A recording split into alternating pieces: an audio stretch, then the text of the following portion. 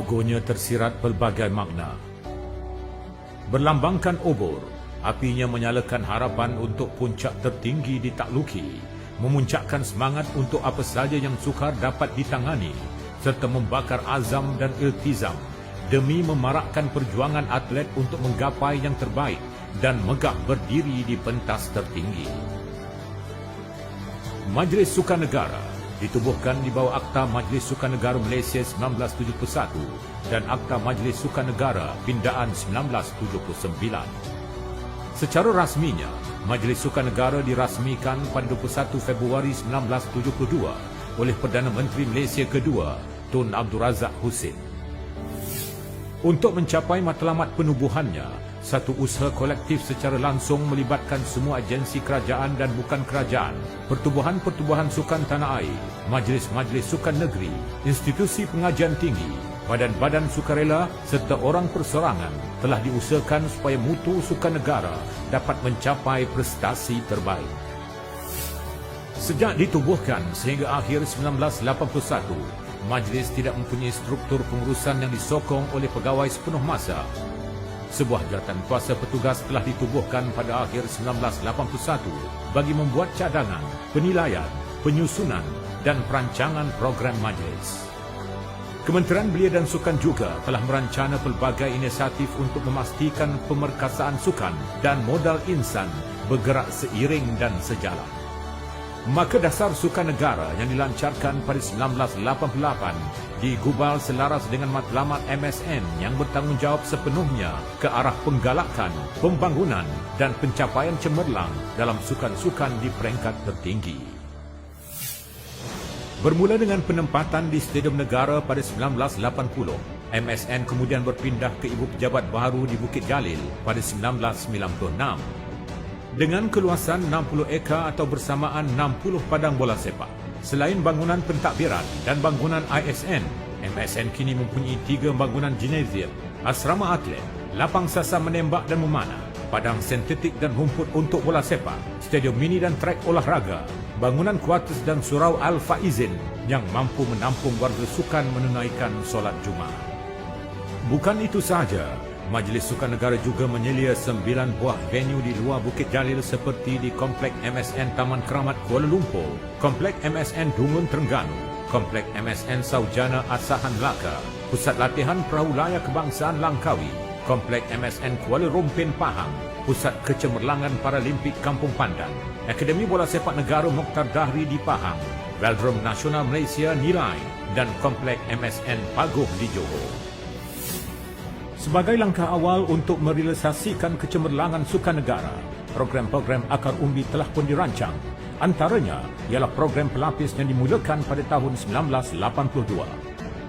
Program Tunas Cemerlang dilaksanakan pada tahun 1989 dengan kerjasama MSSN bagi melatih atlet muda di bawah umur 15 tahun melibatkan 6 jenis sukan. Program bakat diilhamkan pada 1990 dengan sukan olahraga dan renang diberikan tumpuan khusus sebelum beberapa jenis sukan tambahan seperti golf, memanah dan menembak dilaksanakan. Program bakat khas olahraga dimulakan pada tahun 1993 dengan 5 buah sekolah terpilih untuk dijadikan pusat latihan khusus sukan tersebut. Begitu juga dengan program sukan pilihan di mana MSN bekerjasama dengan Majlis Sukan Negeri dan Persatuan Sukan Kebangsaan bagi memulakan program sukan pilihan di negeri-negeri di seluruh negara pada tahun 1996 melibatkan 16 disiplin sukan. Manakala pada tahun 2001, program pembangunan atlet remaja kebangsaan dilaksanakan. Sebanyak 24 jenis sukan telah diletakkan di bawah program ini dan ia merupakan lanjutan daripada program sukan pilihan. Program sukan teras pula diwujudkan pada tahun 2005 untuk mengembangkan lagi tapak penyertaan bakat baru di peringkat akar umbi bagi 8 jenis sukan. Keseluruhan program pembangunan atlet remaja telah dijenamakan semula kepada pelapis kebangsaan, pelapis negeri dan pelapis serantau pada 2007. Untuk program pembangunan terkini, 4 jenis sukan dikenal pasti untuk dilaksanakan sebagai projek khas pembangunan atlet remaja. Ia terdiri daripada program pembangunan bola sepak negara, program pembangunan hoki negara, program pembangunan rugby negara dan Junior Cycling Malaysia. Legasi daripada program seperti inilah yang dikatakan mampu memberikan saingan yang lebih hebat pada masa depan. Di samping itu, Sekretariat Wanita dalam Sukan telah ditubuhkan pada 2019 bagi memberi perhatian kepada pembangunan sukan dalam kalangan wanita. Sebagai permulaan, 4 jenis sukan terlibat dalam projek ini, iaitu bola jaring, bola sepak, hoki dan rugby. Penganjuran Sukan Malaysia SUKMA menjadi platform kepada atlet-atlet remaja menunjukkan kehebatan mereka beraksi di peringkat kebangsaan. Tamasya Sukan Dwi tahunan ini yang dianjurkan oleh negeri-negeri secara bergilir sejak tahun 1986 bermula dengan Kuala Lumpur selaku tuan rumah pertama. Program latihan persediaan atlet bagi menghadapi Tamasya Sukan Besar telah pun dimulakan sejak 1983 melalui program Target 86 untuk Sukan Asia di Seoul, Korea Selatan, diikuti dengan projek Gemilang 90 untuk Sukan Asia Beijing.